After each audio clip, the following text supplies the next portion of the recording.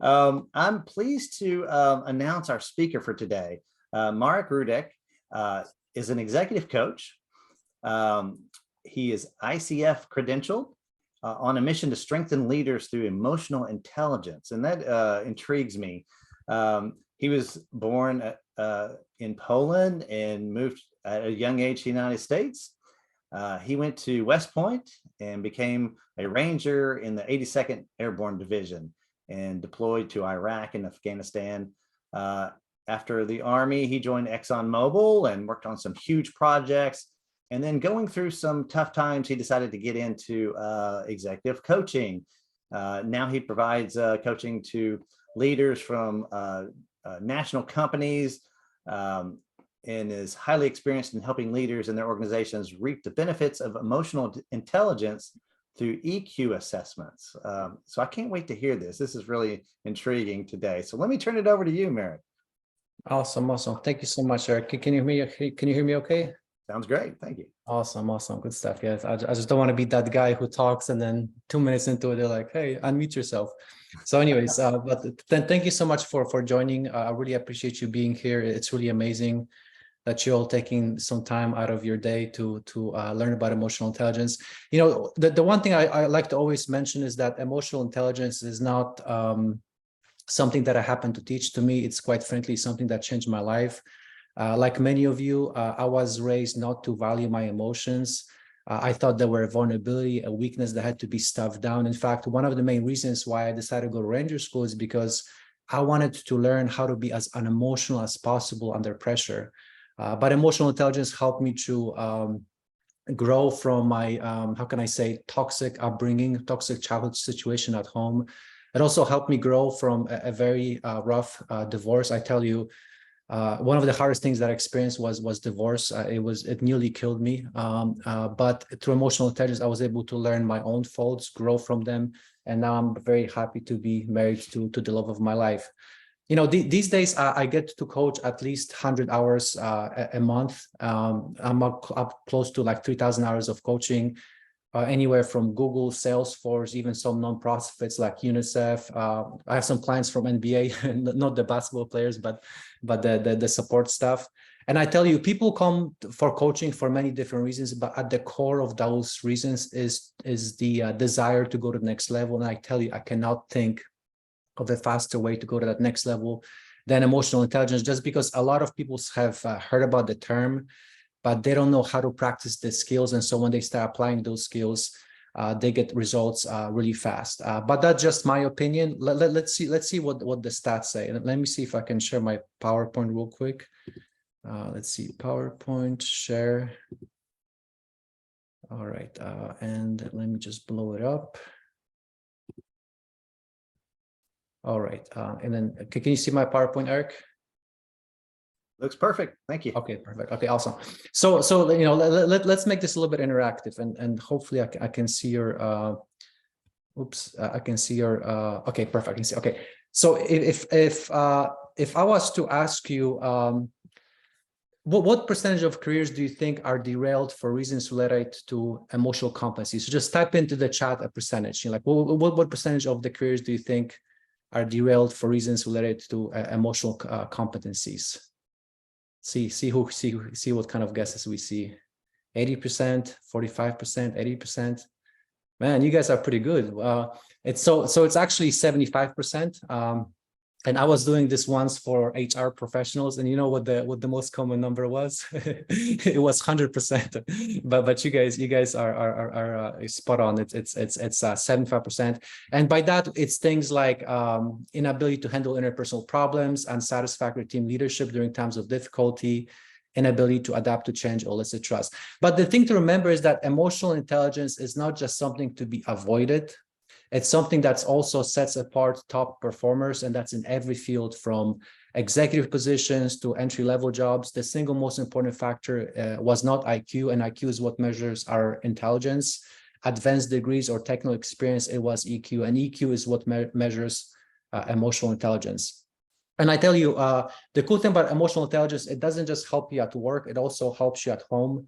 You know, if anybody heard of John Gottman, he's the guy who for over 4 decades studied divorce prediction and marital stability. He says that IQ, even more than IQ, your emotional awareness and ability to handle feelings will determine your success and happiness in all walks of life, including family and relationships. And I tell you, one of my favorite things about emotional intelligence coaching is that, obviously it helps people at work, but inevitably I hear that the testimonies of how my coaches apply their skills at home.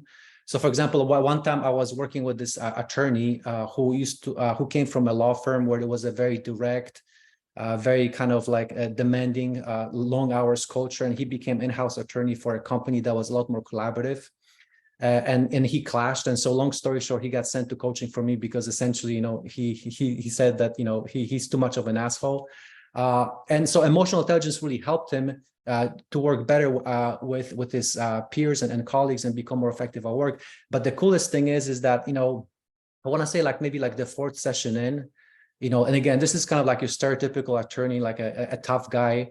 I mean, the guy just starts crying. He just starts crying. And he says, you know what, Marek, through emotional intelligence, I realized that I treat my daughter differently than my boys. And so the cool thing is it helped him to also become a better father, not only be more effective at work. And then also let's talk about money, because let's be honest, who doesn't like to make more money? So if you had to take a guess, and I know you might not be familiar with EQ scales, but just let's just have some fun with it. For every 1 point increase in your EQ, how much more should you be expecting in annual salary? So just, feel free to chat that into the chat box. For every 1 point increase in EQ scale, how much should you be expecting to be making more in your annual salary? So you got 1,000, 10,000, 20, 25, 5,000, 2,000. Okay, we got some good guesses.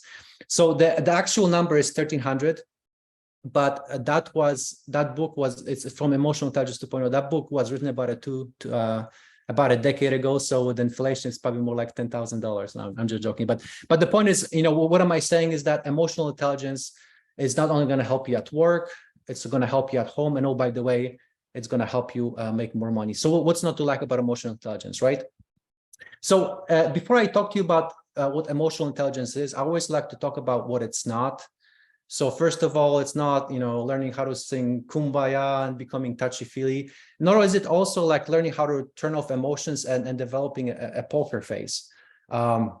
David Caruso, and by the way, this is David Caruso, the psychologist, not the actor, because one time I was doing a workshop and somebody said, oh, David Caruso, the actor. No, the psychologist. He says, emotional intelligence is not the opposite of intelligence. It is not the triumph of heart over head. It is the unique intersection of both. So the analogy I like to use is like having two hands, right?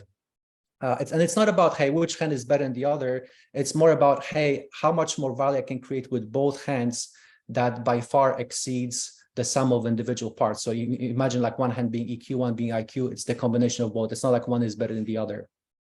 And the thing about it is that, because of our formal education and our training, typically we don't spend a lot of time on emotional intelligence. So it's basically like going into a fight with one of your hands tied behind your back. And so that's what we're going to address here today during this webinar.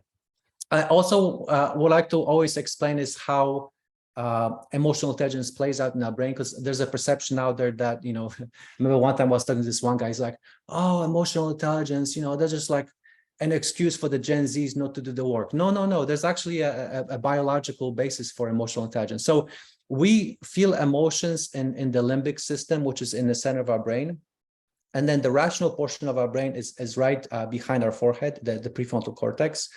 How do we know this? Well, we learned it from the people who experienced brain injury. So there was this one gentleman, Phineas Gage, who had this really freak accident where this rod went through his eye and damaged the prefrontal cortex, the rational portion of his brain.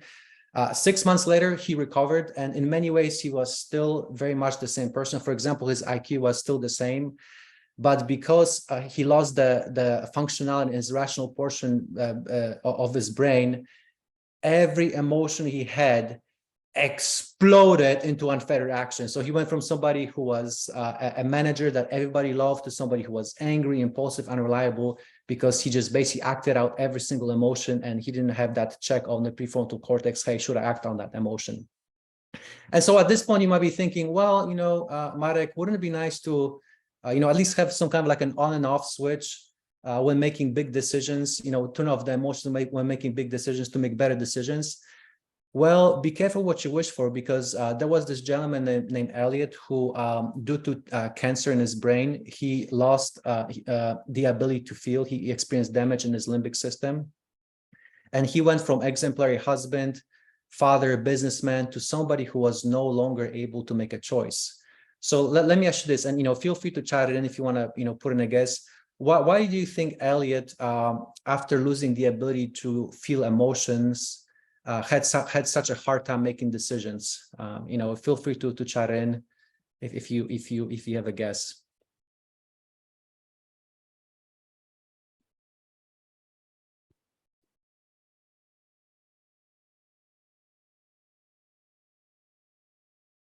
So I'm not seeing anything in the chat, but let's just, okay. Here we go. Here's playing. Okay, he didn't know what he could trust or even trust himself. Okay, that's a good one. Use reason as well emotions to make decisions. Yeah. You guys are spot on. So really, if you think about it, is that without emotions, all choices became equal to him. He because he didn't experience emotion, he didn't have a preference for any particular course of action. That's why he got stuck, and that's why he couldn't make a decision. So thank you so much for participating. And then another thing I'd like you to draw your attention to is notice how the stimulus travels through our brain. Notice how the stimulus, and by stimulus I mean, like, let's say you read an email, you receive a text message. Notice how the stimulus goes to our limbic system first, and then it goes to the rational portion of our brain.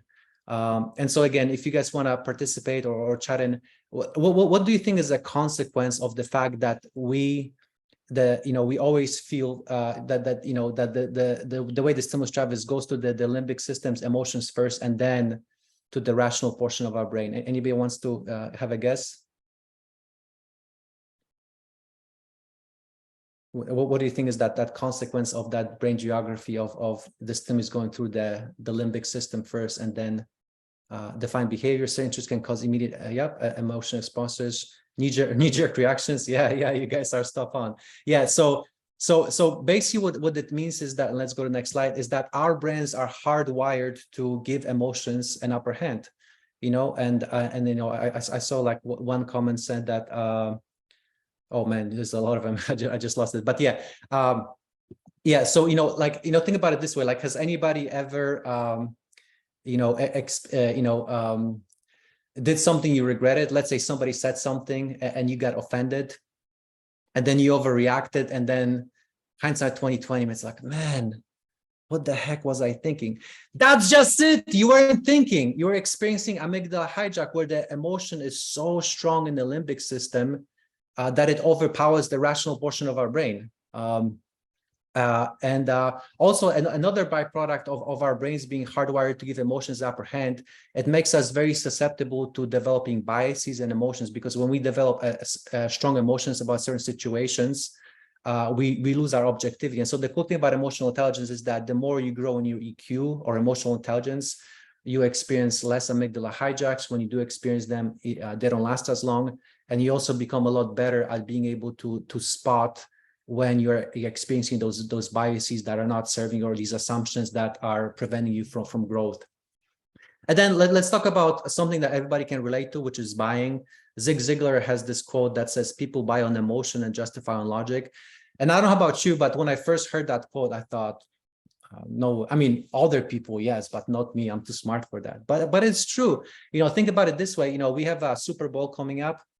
And think about your average Super Bowl commercial. Do the advertisers talk about the features, the benefits? No, it's all about evoking an emotion.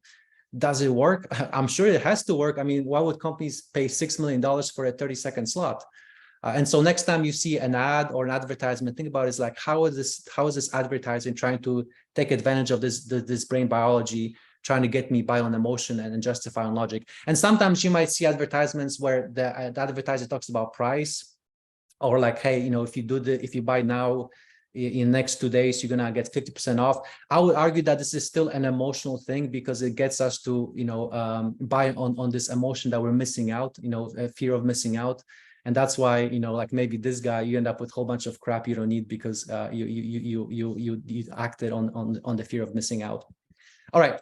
So with that said, so this is one of the definitions of emotional intelligence. If I had to give you my own definition, I would say that emotional intelligence is nothing more than using emotions as a source of information that helps you improve relationship with yourself and others. And as a byproduct of that, you become more effective in your professional and personal life. And the cool thing about emotional intelligence is that unlike IQ, IQ, all of us have a number, and we have that number till the day we die. It's a static number. Also, unlike personality, a good example is Myers-Briggs. Whatever 4 letters you get, it is what it is. You can't make an introvert be extrovert and vice versa.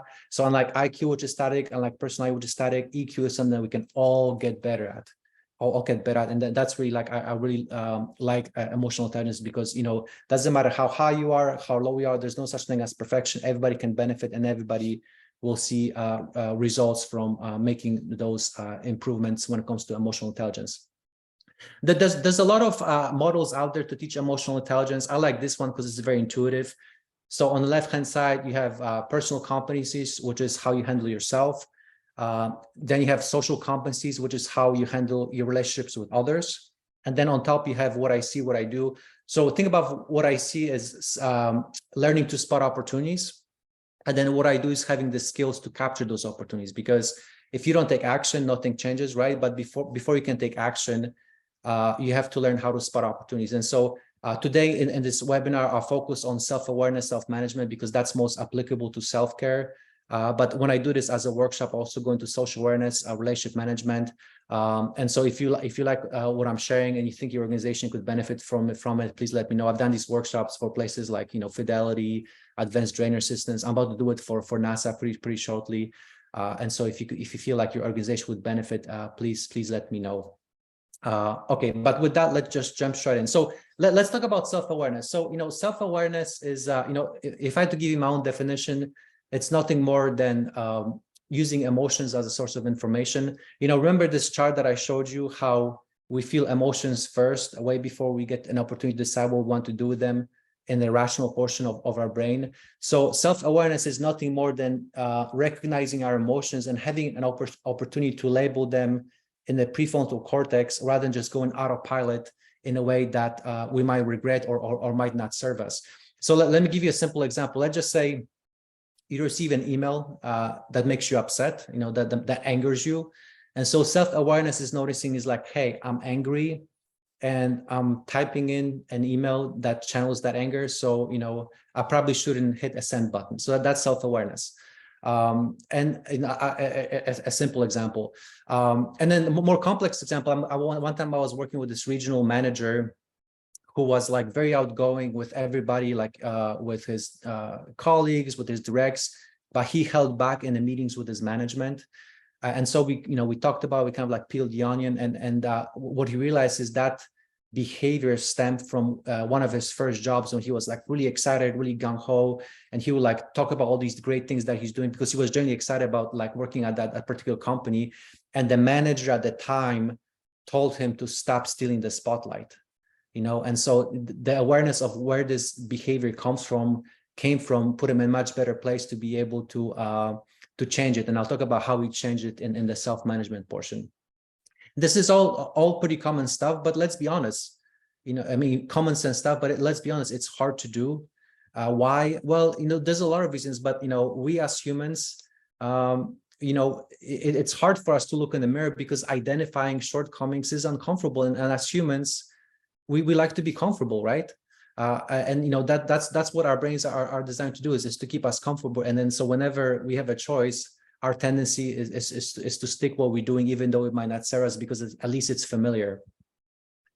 So Bill O'Brien is this guy who executed a lot of successful corporate transformations. And he summarized his learnings into this quote, which says, "The success of an intervention depends on the interior condition of the intervener." And I know it's a bit of a mouthful, but basically what it says is like, hey, whenever we want to change things on the outside, the best thing to do is start on the inside. To make sure that we're fully aligned with the change, because we can all sense people who are BSing us, We've all had that manager who said one thing, but we knew, he or she didn't mean it. Or we've all been these organizations that had these, big changes, but everybody knew it wasn't working. So it wasn't going to work. So we just, people just waited it out. But where this is applicable to self-care is that, whenever we experience negative emotions about work, as an example, taking the time to peel the onion, understand what's driving those emotions always leads to powerful insights that put us in a much better position to be able to address the aspects of the workplace, as an example, that can be improved. And here's another reason why self-awareness is so important. So Stephen Covey, he's got a lot of great quotes. He says, we see the world not as it is, but as we are. And think about it this way. When you're angry, aren't you much more likely to take somebody else's actions as hostile? The very actions that you wouldn't think much about if you were in a good mood, right? Or think about it this way. Think about the biggest challenge that you're facing right now. I'm not going to ask you to share, but just kind of think about it. It's like, hey, think about the biggest challenge that you're facing right now. You kind of like your biggest problem. Okay, so just like have that in mind. And then let's just say I told you that you won $500 million in a lottery. That probably would change how you look at that problem, or vice versa. Let's say you got a call from your doctor saying that you only have 1 month to live. That would probably change your perspective on that problem as well. And here's a great historical example. So back in 1940s, the 1 mile record got down all the way to 4 minutes, 1 second, where it stood for so long that people started to believe that it was humanly impossible to run a mile faster than 4 minutes. And that is until Roger Bannister broke that record in 1954. How did he do it? Well, he trained just as hard as everybody else, but he did one thing fundamentally different, which is that in addition to the training, he visualized himself being able to run a mile in less than 4 minutes to create that certainty in his mind that he can do it. So let me ask you this, so it took 9 years to break the 4 minute mile record. Guess, put in the chat box, how long do you think it would took to break Roger Bannister's record? So again, Roger Bannister took him 9 years to break the 4 minute mile record. Like, how long do you think it took for somebody else to break Roger Bannister's record? Months, 6 months, 2 months? It was actually 6 weeks. 6 weeks. And then somebody else did it. And nowadays, even strong high school runners can do it. Why? Because the runners up until Roger Bannister didn't see the 4 minute mile record as it is, which is a number. They saw it as they were, which stemmed from the belief that it was humanly impossible to be able to break that record. So that's why it's very important to keep that bias, is that we don't see the things as they are, we see them as we are. Okay. So how to grow in self-awareness? So, one thing to keep in mind that when it comes to self-awareness, it's a journey. There's no finish line. There's no perfection. There's always another layer to peel. So please don't make perfect the enemy of good. And especially if you're new to this journey, it's very easy to get discouraged because you start noticing all these different things that you can get better at. And then inevitably you start hearing that voice in the back of your head saying, oh, you suck. What are you doing? You're a hypocrite. But please keep going, because if you don't take the time to understand your emotions, they're going to own you, and you will keep repeating the same patterns that are not serving you. I thought this quote came from Albert Einstein, and actually didn't. But either way, it's a great quote. It says, insanity is doing the same thing over and over again and expecting different results. It's kind of like any skill, like whether it's physical fitness or at work. Probably when you first started, you're like, oh, this is too hard. I don't think I'll be able to do it. And now it becomes second nature. Same thing with self-awareness. Here's another obstacle to watch out for, which is we judge others by what they do, but we judge ourselves based on our intentions. And so that's why it's very important to be honest with ourselves and not evaluate ourselves solely on our intentions, but how other people perceive us, how, basically how the message is received. And so that is something that if I do as a workshop, I talk about in relationship management. And then also another thing to keep in mind is that self-awareness is not just identifying opportunities to grow, it's also knowing your strengths. And so, for example, an assessment that I'm certifying is called EQI. And so the cool thing about the assessment, you don't just get EQ score, you get your EQ score across 15 different categories. So it not only shows you areas where you can grow, it can also shows you areas where your strengths are. And also another cool thing about that assessment, it talks about how your strengths can become vulnerabilities when overused and prevent you from growing those areas that you scored lower on. So if you're interested in that one, please go to my website. And you can also do it as a 360, which is what NASA wanted me to do for them. All right.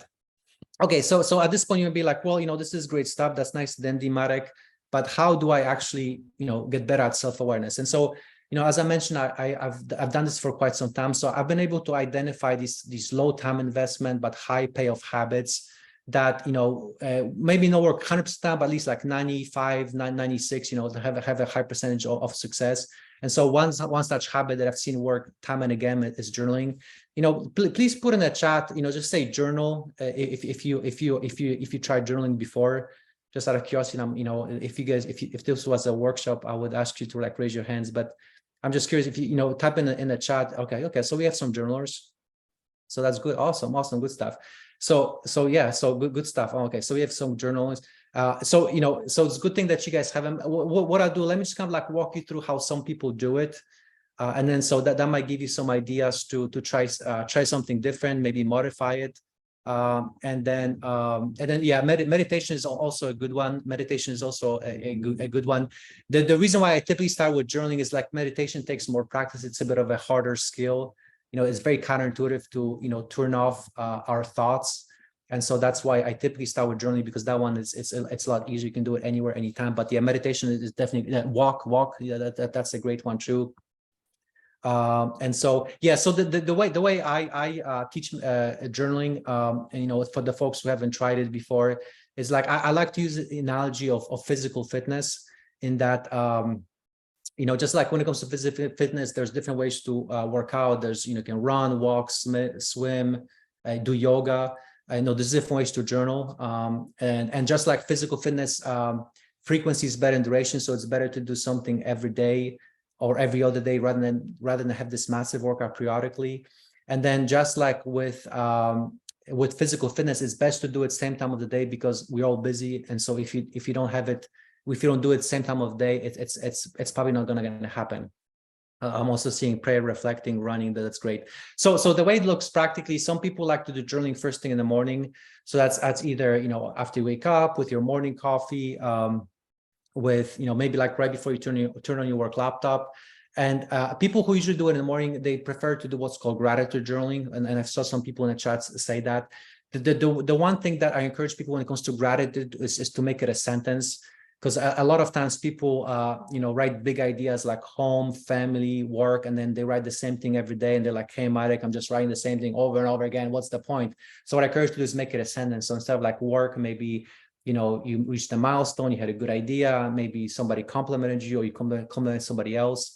So just spill that on you. And I encourage you to just make 3 sentences about things that went well in the last 24 hours. And a lot of times what I found is people who struggle with it initially, just because a lot of times, especially like folks who work in corporate America, you're always kind of used to like, raising the bar, focusing on the big things that, it's very easy for us to notice the small things. Now, I know it sounds very cheesy, but one of the main reasons why gratitude journal is so powerful, even though it's so simple, is that negative thoughts have 4 times as much charge as positive thoughts.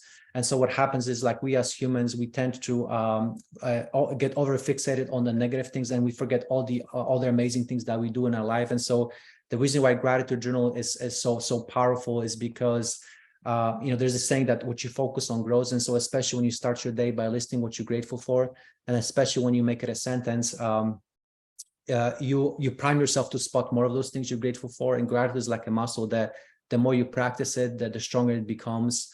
And it's a good healthy way to grow confidence, resilience, because we all human beings, we all have doubts, fears, negative thoughts, but the more we grow in gratitude, when those thoughts come, they either pass by, or we think, or when we think about them, we think about them a lot less.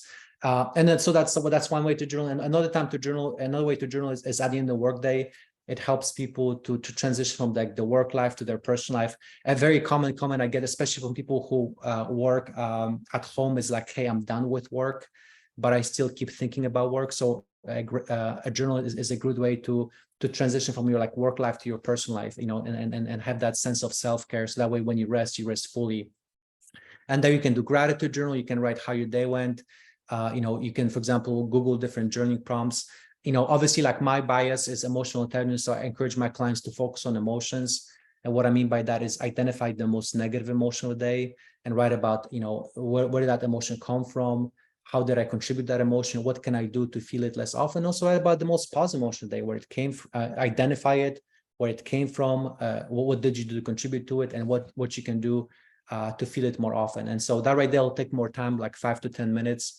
There's a lot of benefits to it. Like one of them is there's a saying that if you can name it, you can tame it. So especially when you write about negative emotions, it's not like you're solving the problem, but it's a healthy way to discharge that higher charge on those thoughts.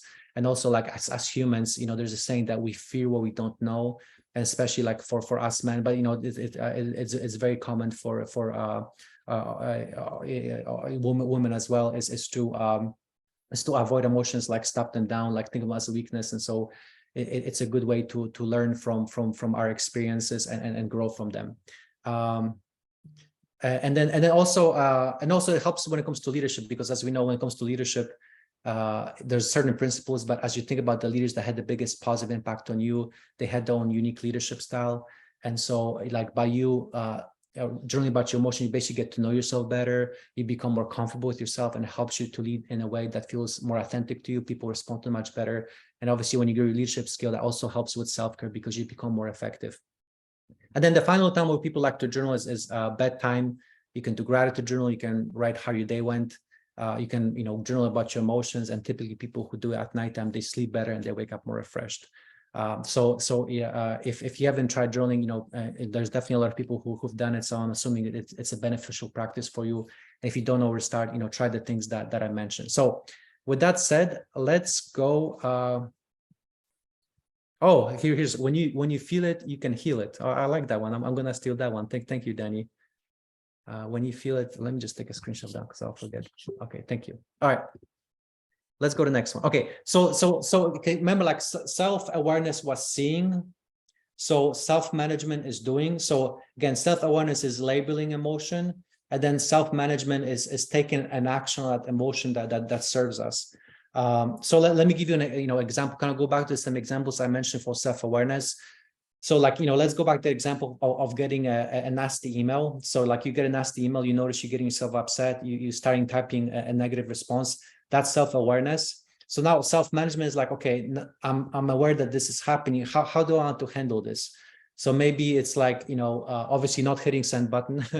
Maybe it's like taking a walk during lunchtime and then picking up a phone after lunch to talk to the person, as an example of managing that emotion, instead of going autopilot and just writing an email that might feel good when you stand in the moment, but 10 minutes like, oh, I shouldn't have done that.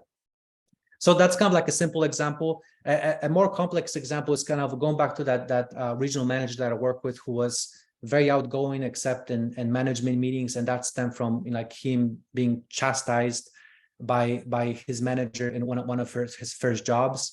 So what really helped him is to shift perspective. Is like, hey, when he contributed in those meetings, it wasn't about putting a spotlight on him. He used that as an opportunity to put a spotlight on his managers and his directs. And so that perspective helped him to feel more authentic and helped him to contribute. And it actually went up so well that he got tagged by his manager to do these monthly meetings with other managers to share lessons learned and share best practices.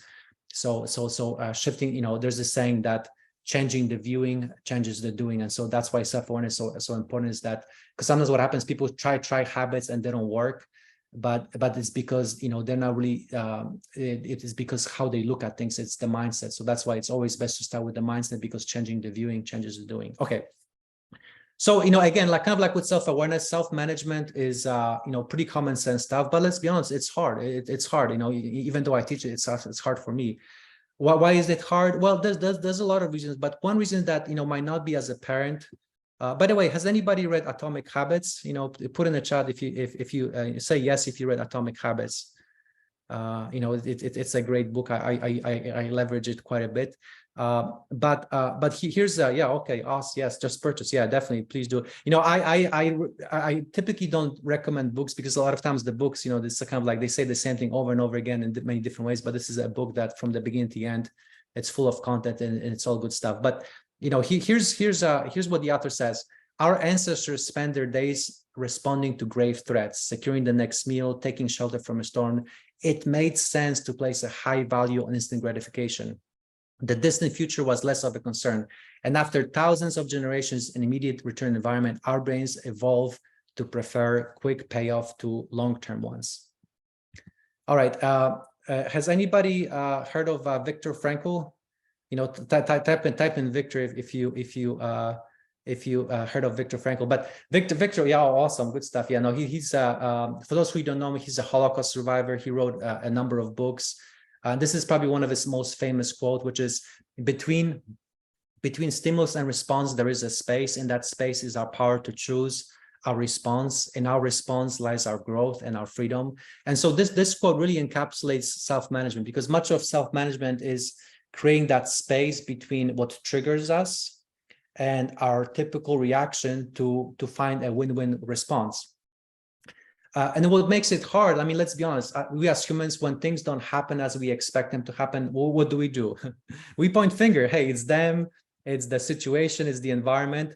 Why? Well, it goes back to that quote from Atomic Habits. Because that gives us that instant payoff, that instant gratification that, hey, it's them, not me, that has to change. And this also plays out in the business world. Let's see how we're doing on time. You know, has anybody, you know, type in, I might date myself, type in if you went to Blockbuster, if you used to rent your videos from Blockbuster, type in Blockbuster. But anyways, I have great, you know, people typically have really great memories of Blockbuster. But what happened? They went out of business. I think there's like one store that's left. You know, and as it turns out, you know, they essentially got put out of business by Netflix. As it turns out, back in 2000, the CEO of Netflix met with the CEO of Blockbuster and actually offered Blockbuster to the online rentals. But the Blockbuster, the Blockbuster CEO refused, and the reason why he refused is we're kind of like showing time some other guys in the chat, but the reason why he refused is that much of Blockbuster's profits came from late fees. And so if the Blockbuster was to do online rental, then they'll be getting rid of all these profits that, quite frankly, they got used to. They became very comfortable. So saying no to Netflix, that give them that instant payoff, that instant gratification. Hey, we got this. We don't need you, you know, until we know what happened next. And so the world keeps changing faster than ever. Investing in our ability to change is our biggest competitive advantage. And the best place to start is delayed gratification. You know, again, creating that space between stimulus response. You know, for example, like when we feel bad, it's, you know, if we eat a donut, yes, it's going to make us feel better in a moment. But, you know, number one, doesn't solve the core issue. And oh, by the way, it probably adds to our problems because, you know, it adds to our weight gain that we have to address at some point in the future. And again, this plays out in the business world as well. You know, for example, Amazon, you know, like for the first 10 years or so, they barely broke even, and the Wall Street used to hate them because they weren't making profits. But, you know, Jeff Bezos kept reinvesting. And now Jeff Bezos is still one of the wealthiest people in the world. And that's after a divorce where he split the company between him and his ex-wife because he kept reinvesting in the business and didn't, you know, follow the Wall Street to make profits as soon as possible.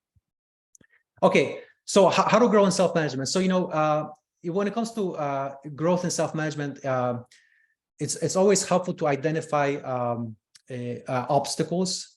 And so, for example, like me, I used to be in the army. Like when I used to be Iraq or Afghanistan, we would follow this 5-paragraph op order format.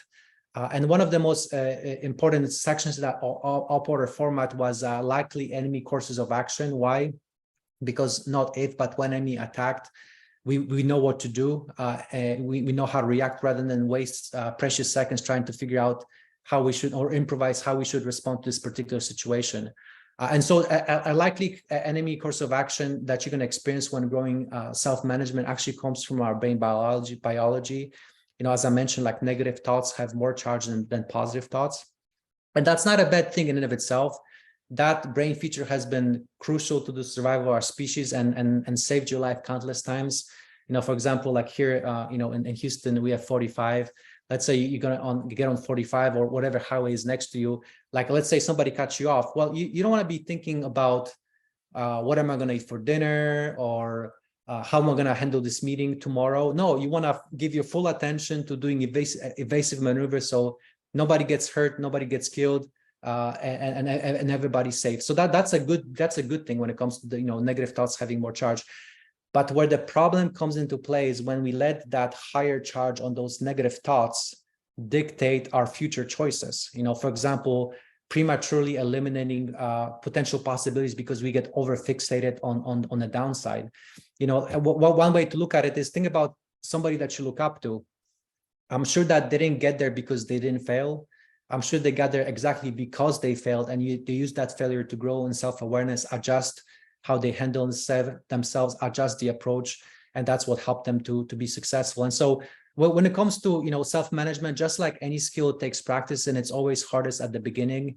Kind of the analogy I like to use, it's like strength training. Let's be honest, some people have better genetics than others, but everyone who lifts weights consistently gets stronger. And then what we want to do is we want to focus on what we can control. We as humans, we tend to we tend to, like when things don't go our way, we tend to ask the why question. Why is this happening to me? Why me? But what is far more powerful is to ask the what question. So instead of like, hey, why do I keep gaining weight? You ask yourself, hey, what can I do to start losing weight? See the difference? One puts you in a victim mode, one gives you a plan of action. And then we want to create the space between stimulus and your typical response. So that way, again, you're not hijacked by that higher charge on those negative thoughts. And then once you had a breather, you want to put in the desired response into action. And I'll show you how to do that in just a bit. And then, keep in mind that this is not something you're going to master overnight.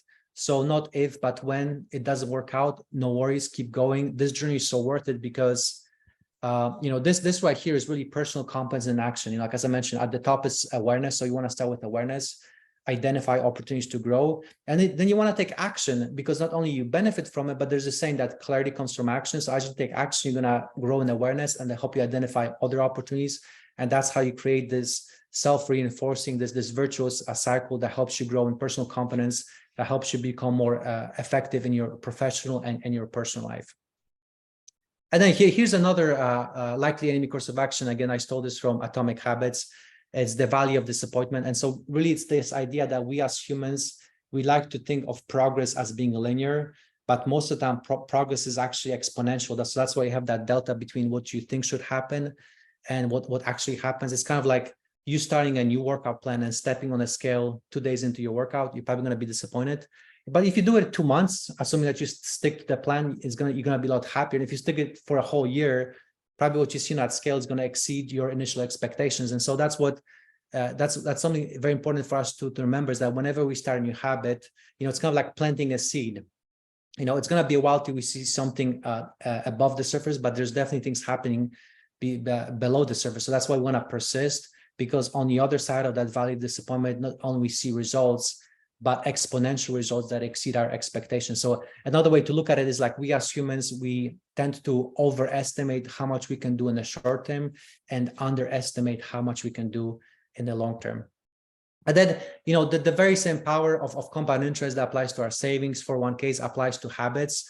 And so here's a math question, and that sounds to me like a lot of you guys read Atomic Habits, so we can check your knowledge of how much you retain from Atomic Habits. So let me ask you this. So if you were to get better by 1% every day, 1% every day for a whole year, 365 days, how many times better would you be by the end of the year? So again, you get better 1% every single day. How many times better would you be by the end of the year? And you feel free to put that in the chat. 365, okay, 365%. So the actual answer is 37 times. And the way you can put in the calculator, just go 1.01 to the 365 power, and you get 37 times. And again, this stems from the fact that we tend to do linear. We as humans, we're not very good about exponential math. So we tend to underestimate the power of the compound interest. But we have habits are like muscles. And what I mean by that is, if we don't use our muscles, what happens? They atrophy. If you don't use them, not only you have to work out not just to maintain, not just to get stronger, but actually to maintain your fitness. And the same thing with our habits is that if we're not getting better, by default, we're getting weaker just because those negative thoughts put us in a state that's not conducive to our progress and our self-care.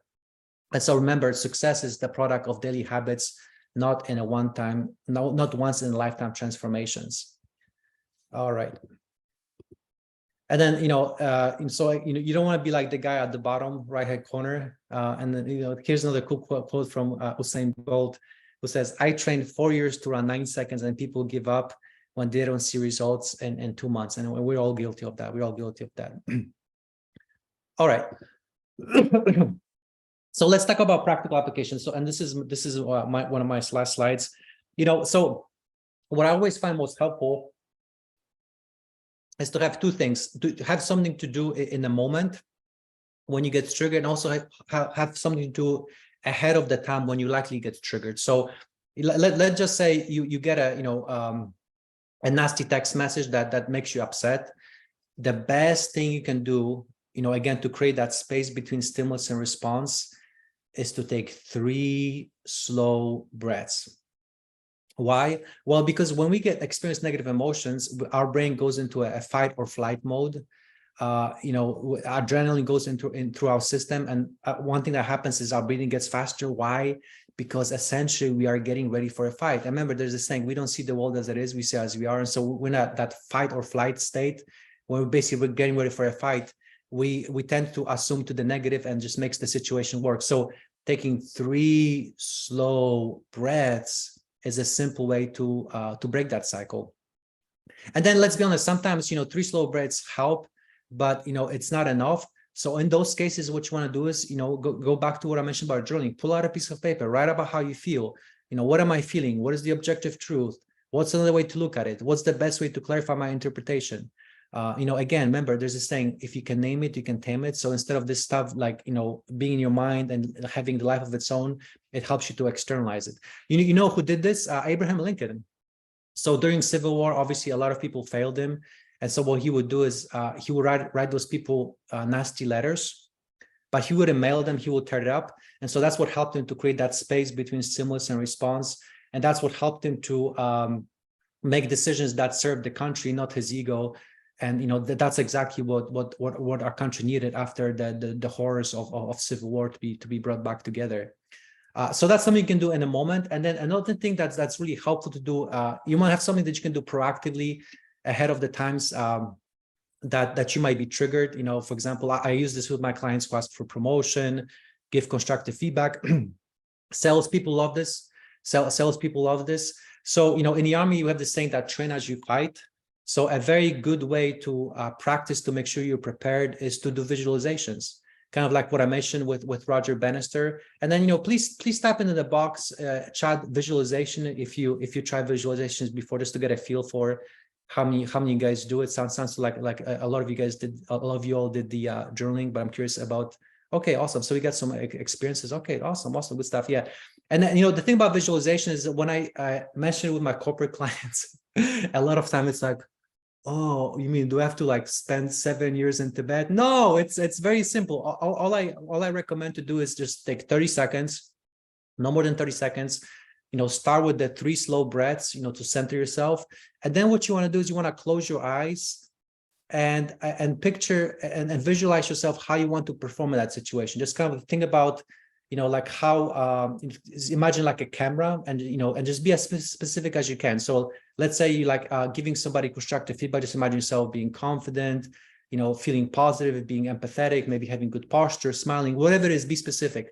Take no more than 30 seconds. And so what you want to do is you want to do that anytime you get triggered ahead of the event, and then definitely right before you step into the Zoom call or step into the room. And I know it sounds very cheesy, but the reason why it's helpful is actually a lot of reasons. So one of them is our minds, they don't know the difference between what's real and what's imagined. And so when we visualize, it gives us an opportunity to rehearse and to show up the way we want to show up. So it's, for example, it's like going to the game without practice versus practicing before the game. If you practice before the game, you're much more likely to perform the way you practice. So that's one way. Another thing, as I mentioned, is that, we as humans, we always visualize. And so by default, if you don't visualize proactively in a way that serves you, what's going to happen? Remember how negative thoughts have more charge than positive thoughts? You're going to visualize in a way that doesn't serve you, and likely is going to become a self-fulfilling prophecy. And then at the end of the day, our brains are essentially connection devices.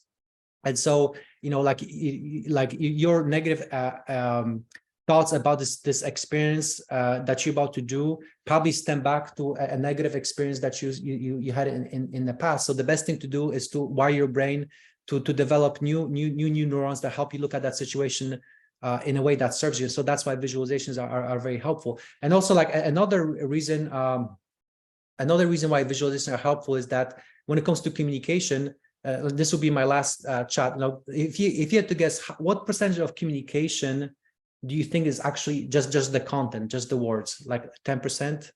Yeah, like 7. Yeah, or some of you guys know. Yeah, it's actually 7%. It's actually 7%. So what that means is the vast majority of communication is nonverbal. It's things like your tone. It's like your we as humans, we can pick up a lot of things subconsciously, and so when you do visualization, it helps you to wire those nonverbals in a way that serves you. So it's a good thing I finished up on time. I'm not sure if you have time for questions, but if this is kind of like, you probably notice I'm a visual person, so this is kind of like my little cheesy images that, hey, like it's not IQ or EQ, it's both. It's the combination of both that helps you to identify solutions to your problems that are hard for you to do with just one. And then if you like to follow me, here are my handles for LinkedIn, Instagram, and TikTok. I post things, quotes, videos. So if you find this beneficial, please, let's connect on social media. And here's my website address in case you'd be interested in me coming over and doing something like that for organizations. So with that said, I think we got about 5 minutes. So I'm not sure if you want to wrap it up here, Eric, or if there's questions. But I always like to give as much value as I can, and then make sure that this is as valuable to you as possible. Yeah, great presentation. And I know a lot of successful people that have a very high EQ, and the IQ could be questionable. So we did have a few people request that they could get a copy of your presentation. Do you mind if we post that on our website? Yeah, sure. Yeah, I'll send that to you. Okay, great. I appreciate it. And let's see, Denise asked, this is a good one. What is connection between faith and emotional intelligence? Yeah, it's actually, I've actually spent some time thinking about this, and there's probably a lot of them, but the way the way I kind of like started answering that question is that emotional intelligence helps us to better understand where those emotions are coming from, because and so by faith I'm assuming like faith in God. And so a lot of times it puts us in a better position to understand where do those emotions come from, and especially like when it comes to prayer, it helps us to make that prayer more targeted, and it also like helps us to better appreciate how we view God. So as an example, like I came from a very toxic upbringing. I had a very tough father figure, my grandfather, and so like for a long period of time, I used to look at God through that lens, through that negative experience with my grandfather. And so like by me, like kind of going on self-awareness, self-management, that put me in a much better position to understand like who God is as a God, rather than a projection of my negative experiences. But to be honest, that this is something I'm going to take some more time to exploring. And this is actually a great question. So thank you for reminding me that I have to come up with a more succinct answer. But this is kind of like my first stab at answering that question. That is good. Yeah, I like that. And that could be a whole different presentation, right? Yeah, exactly. Yeah, it's definitely not a simple one. And Sarah asked, he did give us permission to record this. So it will be on the website and on our Facebook page. And then I will also put it on YouTube, but give me a few days to get all that done. And so if people are working at a company and they would like to consult with you about your coaching services, do they just go to your website? Yeah. So you go to my website, there's an opportunity to schedule a session so we can talk. It's a free, 50-minute discovery call. And you just let me know. I've worked with companies like, like I mentioned, Fidelity. I'm about to do this for NASA. And so I'll be more than happy to, share my expertise. All of my stuff, like you see, it's very practical, it's down to earth. And I'm also very efficient, and I love to do my presentation interactively. So because I've been there, it's very easy to just kind of be passive. And so I always like to make it interactive as possible. And also my workshops are very efficient. I do them in 4-hour blocks because I know that my clients have a day job. So what I find is the best to do is use 4 hours, make it actionable, make it interactive. And that's how people get the most value from this. And the cool thing is it's not something that only is helpful at work, but it's actually fun, and it helps people in their personal life as well. That's awesome. And tell us really quick about Combined Arms as well. Yeah, combine. So one of the things do is I volunteer. And so Combined Arms it's a great place to go for veterans to identify services that they probably don't even know about. So essentially you go in there, you create a profile. And Combined Arms is basically like an umbrella organization that connects veterans to all these different services who probably do a lot of great things, but because they don't have the platform like Wounded Warrior, that people don't know about them. So it's a good way to learn about services that you're probably not even aware of. And so, for example, one organization that I volunteer for within Combined Arms is Impact the Hero. And so if you're a veteran, please stay in touch. What I do these workshops for free for veterans. We do them a few times a year. And so I give them the workshop on emotional intelligence, also give them emotional intelligence assessments. So definitely check out Combined Arms. And then if you're a veteran, you're interested in this stuff, let me know, and I'll let you know about the workshops that are free to veterans. But yes, Combined Arms. For Combined Arms? Yeah, so it's Combined Arms. Oh my God, it's not .com, it's Combined Arms. I think it's Combined Arms. Man, this is embarrassing. US? Yes, yeah, there you go. It's like okay. it's like my name is Marek. yeah. Oh, thanks, Lisa, for posting that. Yeah, there you go. Thank you. Yeah, great organization, and I know he has a quarterly luncheon with great speakers in the Houston area. So yeah. And then also impact. I'll put an Impact the Hero .org, which is a member organization of Combined Arms. So. Awesome. Well, thanks again for your presentation today. This was great information, and for those that are needing continuing education credit, you'll get an email tomorrow, or a while ago I posted the link. You can go to our website, just simply fill out the evaluation, and then print off your certificate. So let me do one more thing. Let me close this with a word of prayer real quick, if you don't mind. Dear Heavenly Father, just thank you for bringing everyone together today virtually. And we are just so blessed to have this presentation about emotional intelligence. And we know that you guide us and give us that intelligence, and the true wisdom comes from you. And we are just so thankful for our blessings.